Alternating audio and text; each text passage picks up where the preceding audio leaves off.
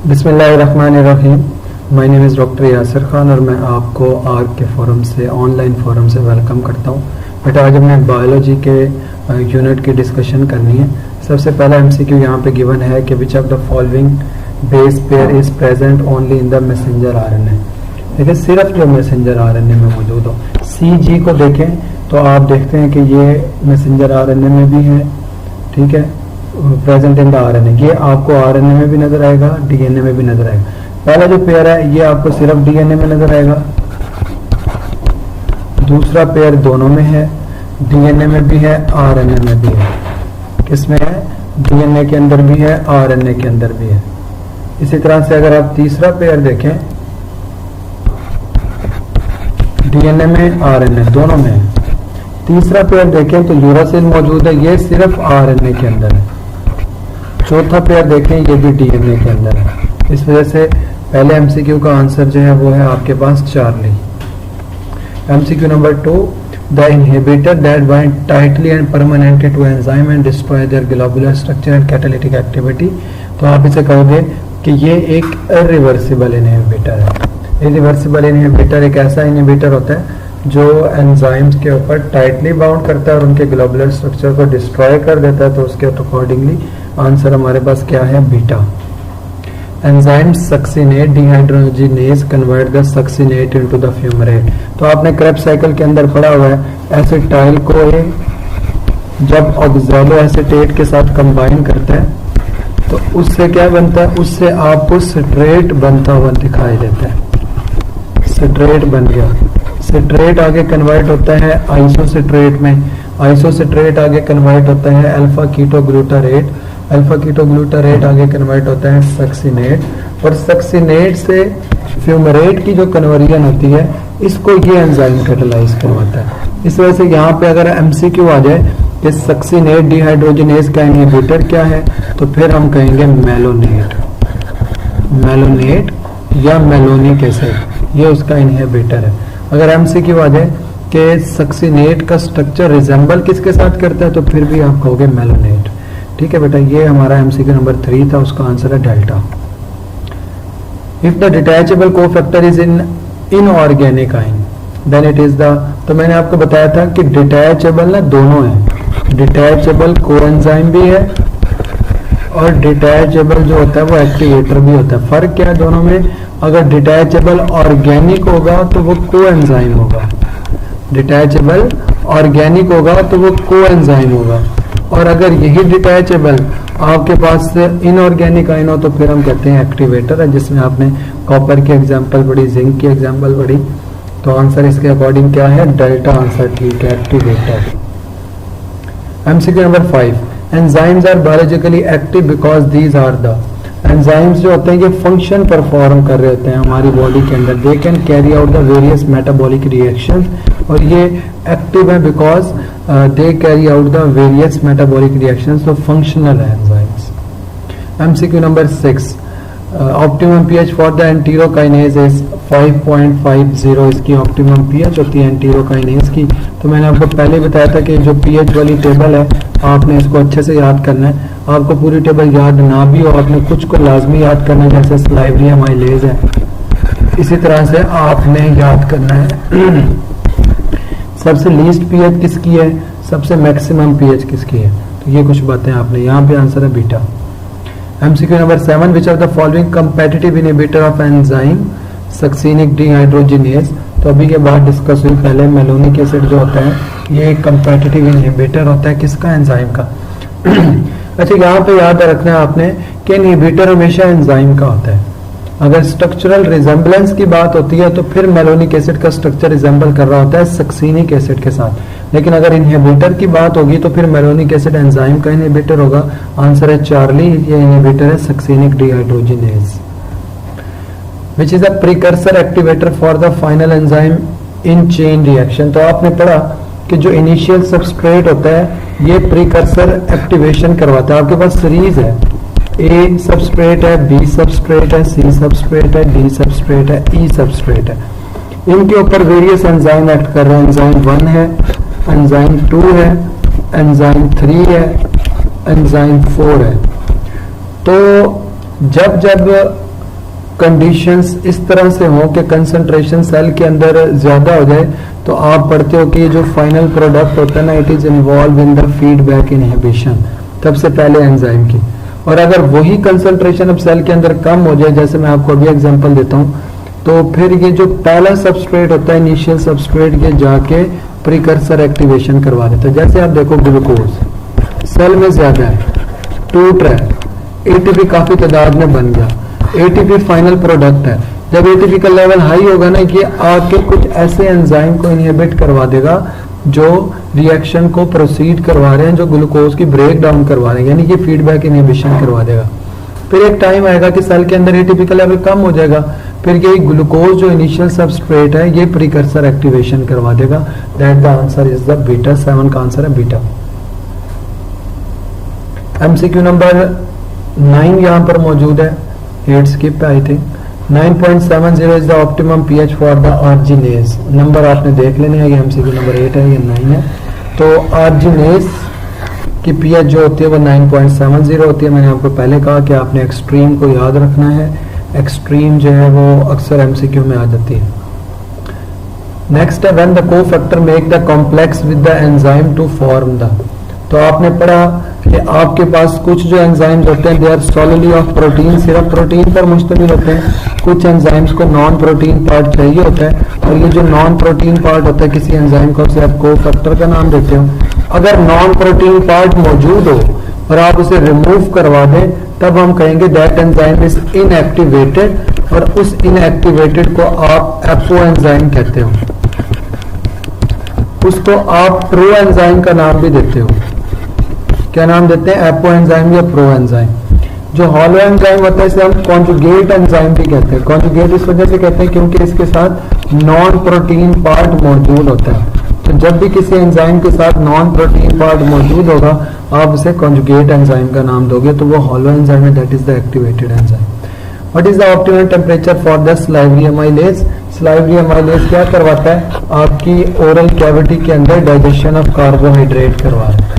यानी कि ह्यूमन की बॉडी का ये एंजाइम है, इसने बॉडी के अंदर वर्किंग करनी है, तो हमारी जो बॉडी होती है उसका ऑप्टिमम टेम्परेचर 37 डिग्री सेंटीग्रेड, या फिर रेंज पूछ ली जाए तो 36.1 degree centigrade to 37.8 degree centigrade.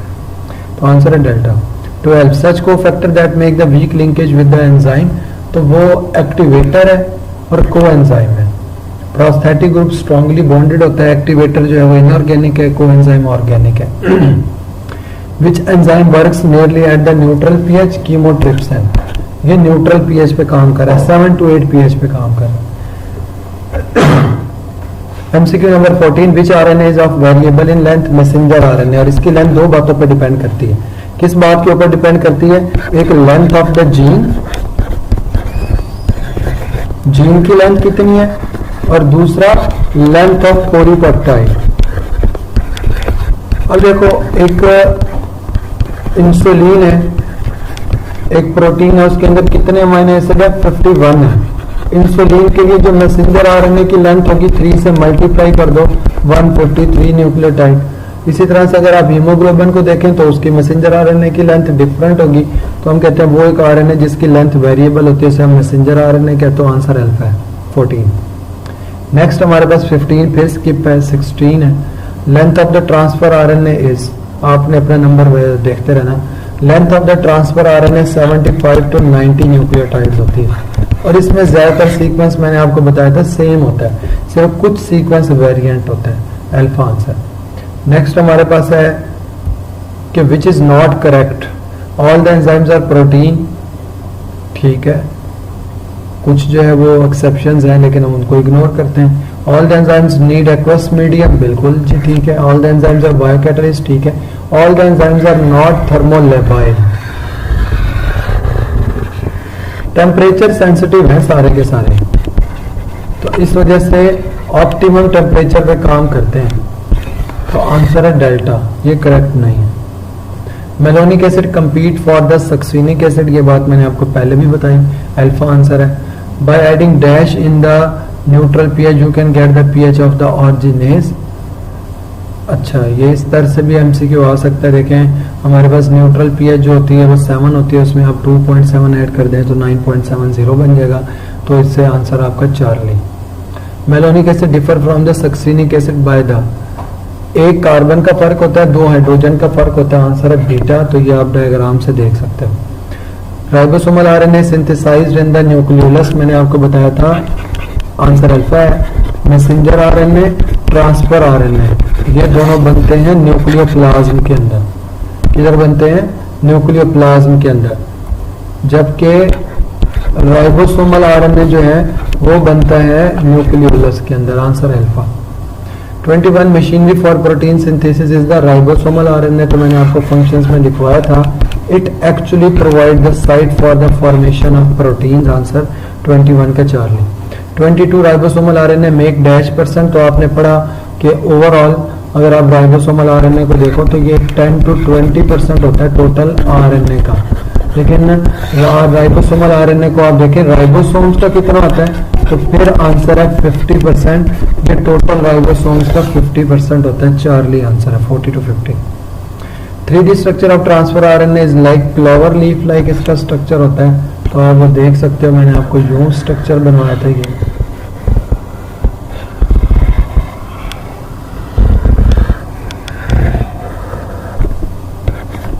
ये इसका 5 एंड है, ये इसका 3 एंड है। तो क्लोवर लीफ लाइक अपीयरेंस दे रहा होता है Charlie. Enzymes do not work in the aqueous alkaline acidic, इन तमाम मीडियम में काम करते हैं, ड्राई मीडियम में काम नहीं करते, क्योंकि आपको पता है कि एंजाइम्स को जो है वो एक्वस मीडिया चाहिए होता है। 24 answer delta. 25 D loop of the transfer RNA help in the, तो वेरियस लूप्स हैं, इसमें से एक जो लूप होती है ये रिकॉग्निशन ऑफ एक्टिवेटेड एंजाइम, यानी कि amino aside transfer RNA synthetase की रिकॉग्निशन करवाती है। Amino aside transfer RNA synthetase, उसकी रिकॉग्निशन करवाना डी लूप का काम होता है। नेक्स्ट है most of the enzymes work at the pH 4 to 8 के दरमियान। काफ़ी सारे एंजाइम्स जो है वो वर्क कर रहे हैं, कुछ एक्सेप्शंस भी हैं, कुछ एक्सट्रीम पे, लोअर एक्सट्रीम और कुछ हायर एक्सट्रीम पर भी वर्किंग कर रहे हैं। 26 का answer delta. The number of molecule of substrate converted पर एंजाइम मॉलिक्यूल पर second is called turnover number. अच्छा, ये बात जो है वो केपीके में है। The number of molecules of substrate converted पर एंजाइम, तो हम इसे कहते हैं कि टर्नओवर नंबर है, कितने प्रोडक्ट्स के अंदर कन्वर्ट हुए। Coenzyme are mostly derived from the, तो आप कहते हो कि ये विटामिन से डिराइव हुआ, तभी आप पढ़ते हो coenzyme act as a precursor for the synthesization of vitamins. तो 28 का answer delta. Activity of an enzyme can be regulated by phosphorylation, dephosphorylation, by inhibitors and effectors, induction और repression of the genes forming enzymes. तमाम की तमाम जो है वो इसे अफेक्ट कर रही होती हैं, इसका आंसर भी डेल्टा है। Thermophilic bacteria found in the hot springs have the optimum temperature, आपने पढ़ा था आर्कियोबैक्टीरिया। इसके अलावा आपने थर्मस एक्वाटिकस का नाम भी पढ़ा हुआ है। तो ये 120 डिग्री सेंटीग्रेड टेम्परेचर को विथस्टैंड करने की सलाहियत रखते हैं। तो आंसर इसका था delta. Succinic dehydrogenase catalyse the breakdown of succinic acid into the H and the fumaric acid, release of hydrogen. तभी तो हमने कहा था सक्सिनेट से फ्यूमरेट की कन्वर्जन होती है, तो FADH2 बनता है, यानी FAD आगे FADH2 में कन्वर्ट हो जाता है after receiving the electrons and the hydrogen ions. 31 का आंसर बीटा। 32 विच स्टेटमेंट और the enzyme is not true, कौन सी ठीक नहीं है। They consist of protein with और without the non protein part, ठीक है। They are sensitive to heat, ठीक है। They change the rate of catalyse reaction, ठीक है। They are non specific in their action, ये स्पेसिफिक होते हैं, हाईली स्पेसिफिक एंजाइम। एक खास किस्म के रिएक्शन के लिए आपको खास किस्म का एंजाइम मिलता है, हाईली स्पेसिफिक है। 32 का answer delta. The rate of enzyme catalyse reaction is constant under all conditions, गलत। Can not be reduced by inhibitor, गलत। Decreases as a substrate concentration increases, गलत। आपने पढ़ा सबस्ट्रेट को बढ़ाओगे रेट ऑफ रिएक्शन बढ़ेगा। Can be reduced by the inhibitor, बात ठीक है कि इनहिबिटर्स की वजह से रेट ऑफ रिएक्शन जो होता है वो रिड्यूस होता है। 33 का answer delta. 34 if the amount of enzyme is increase by 2-fold the reaction rate is increased by the, तो आप कहते हो कि रिएक्शन रेट जो होता है इस केस के अंदर जब आप 2-fold बढ़ाते हो तो रिएक्शन रेट जो होता है वो डबल हो जाता है, आंसर बीटा है। रिएक्शन रेट क्या हो जाएगा, डबल हो जाएगा इस केस के अंदर जब आप 2 fold इंक्रीज करोगे। Modification in the organization of the basic pentadactyl structure found in the vertebrates provide the great evidence in the principle of adaptive radiations. ठीक है, हम उन तमाम को कहते हैं जो एक ऑर्गेनिज्म से दूसरे ऑर्गेनिजम्स के अंदर ट्रांसफर हो रही हैं और वो अडॉप्ट हो रही हूँ, अडॉप्टिव रेडिएशंस है। पेंटाडेक्टाइल आप कहते हो कि 5 डिजिट्स को लिम्स के अंदर, तो ये अडॉप्टिव रेडिएशन की कैटेगरी में आती है। Which one of the following idea was not part of Charles Darwin's theory of evolution by the natural selection? तो आपने पढ़ा more offspring than the environment overproduction का पॉइंट है। Only those individuals survive and reproduce are the best adaptive to the, तो आपने ये survival of the fittest में पढ़ा। individual compete for the, आपने पढ़ा कि competition मौजूद होता है। variation between the individual arise by the gene mutation, तो ये नहीं डार्विन का point, beta. 37 select the correct statement. Darwinian variations are small and directionless. Fitness in the end product result of the ability to adopt and get selected by the nature. Fitness in the end result of the ability, कोई भी ability उस तौर पे fit हो सकती है कि जब उसे नेचर सेलेक्ट कर लेती है। आंसर बीटा है। Darwin primary contribution to the biological theory was the idea that an important mechanism of biological evolution is a natural selection. Answer alpha है। 39 on the tree of life the branch leading to the animal is closer to fungi than it is to the branch leading to the land plants. Which of the following statement is incorrect? Animal and the land plants are more closely related to each other than there is a fungi. नहीं, गलत हो गया। Plants और animal एक दूसरे से versatile है, different होते हैं बिल्कुल, सिर्फ एक ही सिमिलैरिटी एक दो आपको मिल रही है इनमें, तो answer alpha. 40 which of the following does not tend to promote the speciation? तो अडॉप्टिव रेडिएशंस है, जीन फ्लो है, तो ये जो है वो प्रमोट नहीं करवा रही। Answer delta. 41 which of the following is not a part of Darwin theory of natural selection? तो इसमें मॉडिफिकेशन है, organism acquired during its life time can be passed to offspring, तो ये लामार्क ने बताया था, लामार्क ने इनहेरिटेंस ऑफ एक्वायर्ड कैरेक्टर्स। 41 का answer delta. The evolutionary theory proposed by Charles Darwin was change in the population through a time as a result of mutation, change in the population through the time as a response to the environmental change। बिल्कुल ये delta answer है 42 का। Which of the following concept is attributed to the Charles Darwin? In the struggle for the existence, the fittest would survive। Answer 4। 44 there is no competition for the survival between the same animals of the same niche के दरमियान कोई competition नहीं है। There is more competition, इनके दरमियान ज़्यादा competition exist करता है कि एक ही जगह पर एनिमल्स, जैसे आप देखो एक ही टेरिटरी के अंदर आपको शेयर मिल रहा हो तो वो आपस में ज़्यादा compete कर रहे होते हैं। 44 आंसर 4 में। 45 which are the following are the postulates of Darwin theory of evolution? तो ये सारे इसके पोस्टुलेट्स हैं। Struggle for existence, survival of the fittest, over production है, नेचुरल सिलेक्शन है, सारे इसके points. Delta. 46 the number of types of finches observed by the Darwin on the Galapagos Island is 14। तो मैंने कहा था 13 to 14 है, आपकी बुक में 13 है और फेडरल में 14 है, दोनों को याद रखें, ऑप्शंस का क्लैश नहीं आएगा। Answer beta. 47 what is the relationship between the flight organs of the locust, bat and birds? तो ये एनालॉगस है, क्योंकि आपने पढ़ा स्ट्रक्चर डिफरेंट होगा, फंक्शन एक ही होगा, उड़ना है काम इनका। आप बर्ड्स का अरेंजमेंट देखें, इनके विंग्स का अरेंजमेंट देखें, आपको मुख्तलिफ नजर आएगा और ये कन्वर्जेंट एवोल्यूशन को फॉलो करते हैं। आंसर 47 का 4 है। 48 would develop a theory of natural selection essentially identical to the Darwin, Wallace ने प्रेजेंट की थी, ये वो टेबल से एमसीक्यू आया हुआ। आंसर 48 का बीटा। 48 का आंसर क्या है? बीटा है। 49 an important turning point for the evolutionary theory was the birth of, तो पूछा कि टर्निंग पॉइंट कौन सा होता है एवोल्यूशनरी थ्योरी का? Was the birth of Darwin. 49 का आंसर है बीटा। डार्विन के बाद बड़ी एवोल्यूशनरी चेंजेस हैं। Which is the vestigial structure in the human? Which is not the vestigial structure? Pelvis, appendix, air muscles, coccyx, ये तमाम vestigial है। पेल्विक्स एंड लेग बोन्स आपने पढ़ा था वेल्स के अंदर जो होती हैं ये वेस्टिजियल होती हैं। तो ये टोटल बेटा 50 एमसीक्यूज थे जिनको हमने डिस्कस किया। आज का लेक्चर इतना ही था। जो बात आपको समझ नहीं आई वो आप व्हाट्सएप ग्रुप डिस्कशन में फ्लोट कर सकते हैं। तो बहुत ईजी एमसीक्यूज थे। बाकी आपको बेस्ट ऑफ लक जिनके पेपर्स करीब है। जज़ाकल्लाह, अल्लाह हाफ़िज़।